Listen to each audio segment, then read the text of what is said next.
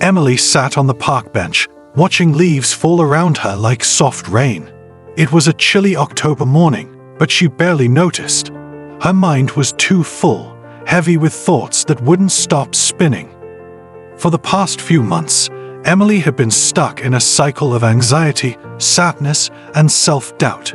She'd wake up feeling empty, drag herself through work, and lie in bed at night replaying every mistake she thought she'd made. Her friends noticed she wasn't her usual self. "You're just tired," they said. But deep down, Emily knew it was something more.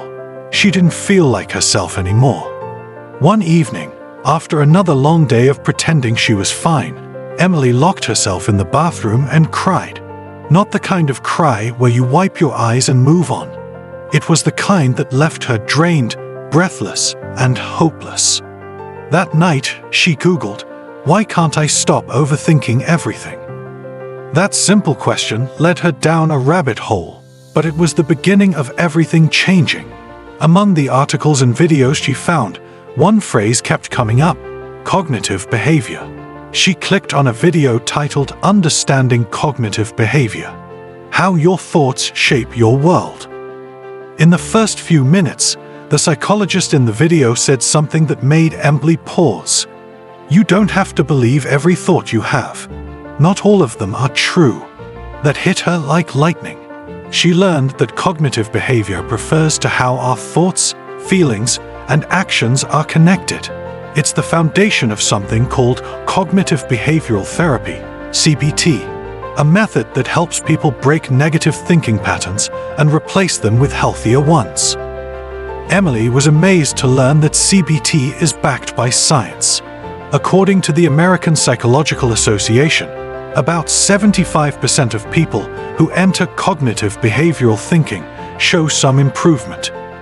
Another study published in the Journal of Consulting and Clinical Psychology showed that CBT is highly effective in treating anxiety and depression, often working better in the long term than medication.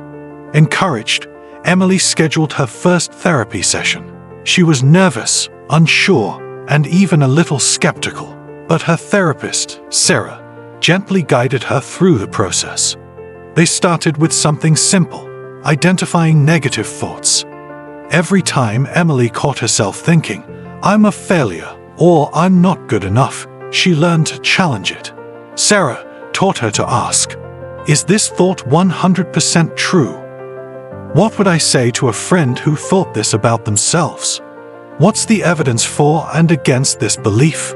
It wasn't easy at first, but with time, Emily began to notice patterns. She saw how one bad thought could spiral into an entire day of feeling miserable. And she also saw how changing that one thought could change her whole day. One morning, Emily sent an email to her boss and forgot to attach the report. 10 minutes later, her boss replied, "Please resend the file." Old Emily would have panicked. "She thinks I'm incompetent. I'm such an idiot. I probably ruined my chance at the promotion." But this time, Emily stopped. She took a deep breath and thought, "It was a small mistake. Everyone forgets things. My boss just asked for the file. She didn't criticize me." She replied with the file and let it go. That was the power of cognitive behavior at work. Week by week, Emily felt herself changing. The world didn't seem so heavy anymore. Her relationships improved because she was no longer looking for rejection in every conversation. Her sleep got better. Even her smile came back, not the forced one, but the real, soft kind that comes from peace inside. One day, Sarah asked her to write a letter to her past self. Emily wrote, "You are not broken. You are learning to think in a new way. The pain you feel today is not your forever." She cried again, but this time with hope. Emily came across a quote from Viktor Frankl, the Holocaust survivor and psychiatrist, that she wrote on a sticky note and kept on her mirror. When we are no longer able to change a situation, we are challenged to change ourselves. It reminded her every morning that while she couldn't control everything around her, she could control how she responded, starting with her thoughts. Emily is not alone. Millions of people experience what she did. Anxiety, negative thinking, and low self-esteem are more common than ever in today's fast-paced, pressure-filled world.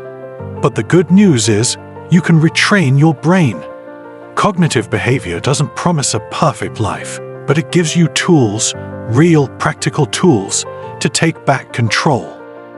You don't need to wait for rock bottom like Emily did. You can start learning about cognitive behavior today. Watch a video, read a book, talk to a therapist. Even the smallest step can lead to huge change. If you're feeling stuck, overwhelmed, or just want to understand your mind better, Emily's story is your invitation. Not every day will be easy, but every step is worth it. Because like Emily discovered, when you change the way you think, you truly change the way you live.